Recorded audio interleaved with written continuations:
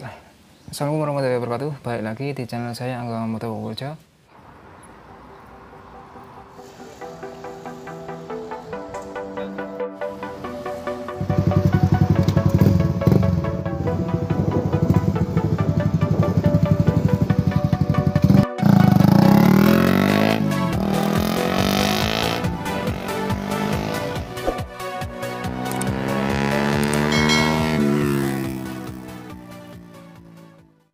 Selamat pagi, siang, sore, malam buat semuanya.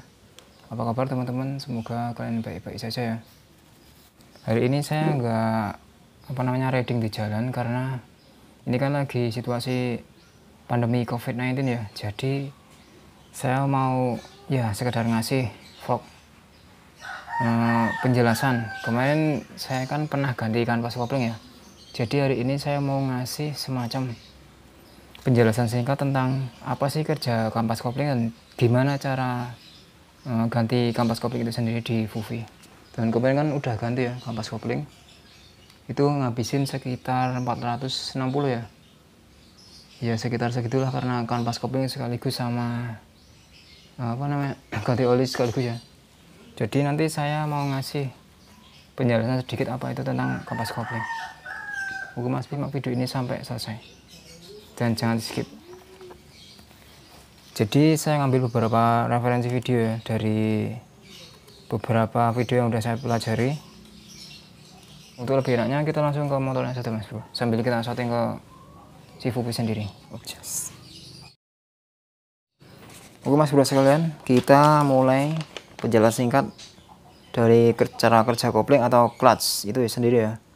Kopling atau clutch adalah alat yang berfungsi memutus atau menyambungkan putaran pada dua buah poros. Kopling manual atau multi clutch pada motor bebek manual adalah kopling yang memanfaatkan gesekan beberapa buah plat untuk menyambungkan putaran. Plat tersebut terdiri dari beberapa buah plat kopling dan plat kanvas ya, atau friction plat ya.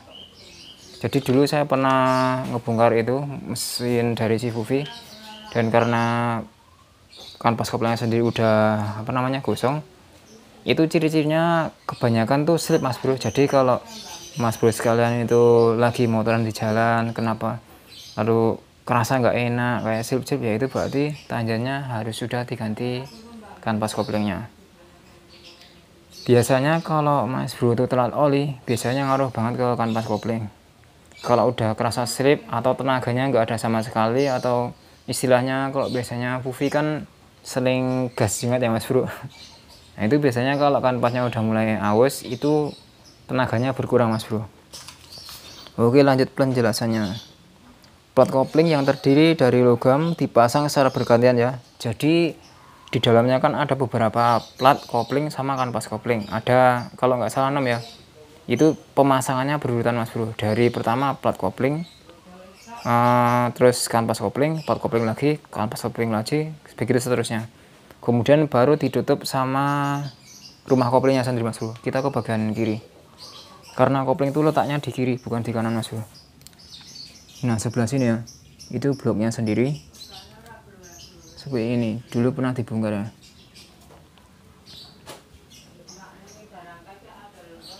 Oke lanjut, ini gambar hanya sebagai pemanis aja mas bro, karena nanti saya kasih gambarnya sendiri di belakang. Oke lanjut, kanvas kopling akan terhubung dengan rumah kopling, dan rumah kopling ini terhubung dengan putaran pada poros sengkol. Jadi intinya kanvas kopling itu sama rumah kopling terhubung dengan poros sengkol ya, nantinya ke bagian roda, tenaganya diteruskan ke bagian roda mas bro. Sementara itu plat kopling yang terhubung dengan center gear yang meneruskan putaran menuju gearbox ya. Jadi begitu. Ketika mesin berjalan, putaran mesin akan menggerakkan krek as yang terhubung dengan rumah kopling. Gesekan antara plat kopling dengan kanvas kopling menyebabkan kopling ikut berputar, sehingga center gear plat yang terhubung dengan gearbox juga ikut berputar. Jadi penjelasan singkatnya seperti itu ya. Intinya semua bagian-bagian dalam pas kopling dan kanvas kopling itu saling berkaitan. Ketika plat kopling ditekan, plat penekan akan tertarik. menyebabkan terpisahnya plat kopling dan kampas kopling. Putaran dari rumah kopling yang tersambung dengan kampas kopling tidak lagi terhubung dengan plat kopling yang terpasang dengan center gear. Putaran yang dihasilkan oleh gerakan piston akan terputus dari gearbox ketika plat ditekan. Jadi kalau kita tekan plat kopling seperti ini, handle kopling, otomatis kan terputus ya. Kan fungsinya kopling itu memutus dan menyambungkan putaran mesinnya. Jadi penjelasan singkatnya seperti itu, semoga bisa dicerna. Kemudian ketika pedal kopling dilepas, spare kopling akan mendorong plat penekan sehingga plat kopling dan kanvas kopling akan tertempel kembali dan saling bergesekan. Putaran antar rumah kopling dan center gear akan kembali terhubung. Kopling lapis ini sering disebut kopling basah, ya ini kopling basah Mas Bro namanya. Karena ini kan cara kerjanya dengan oli ya. Bisa disebut kopling basah atau manual clutch. Kelebihannya dari kopling manual tersebut adalah tidak berisik Mas Bro karena memakai oli sendiri. Dan olinya pun setiap mesin harus disesuaikan ya karena tidak sembarangan. Kalau kita lihat kan mesin dari Fuvi kan harus pakai SKO Forte ya, atau kalau yang bagus sekalian Motul. Keunggulan lainnya adalah karena permukaan geseknya terjadi pada beberapa buah plat sehingga dapat didesain sekecil mungkin ya. Untuk desain kecil seperti itu, bloknya kan kecil. Dan dapat dipasang pada kendaraan kecil, ya ini maksudnya motor 2 roda seperti ini. Oke, demikian penjelasan singkat dari sistem cara kerja kopling, dan saya mau ngasih videonya nanti. Sewaktu kemarin saya ganti kanvas kopling ya. Oke Mas Bro, demikian saya langsung kasih aja video sewaktu saya ganti kanvas kopling kemarin dengan kisaran harga sekitar 460-an ya. Oke, langsung aja lihat videonya seperti ini.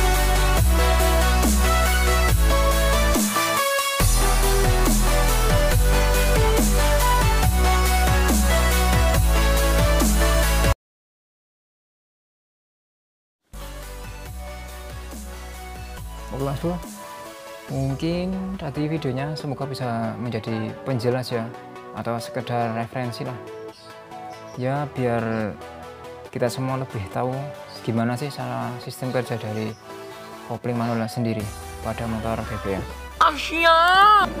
Oke, mungkin cukup sekian dulu video vlog dari saya kali ini. Mohon maaf kalau banyak yang belum tepat ya cara ngomongnya atau apa, karena saya juga masih newbie. Saya mungkin harus banyak belajar lagi.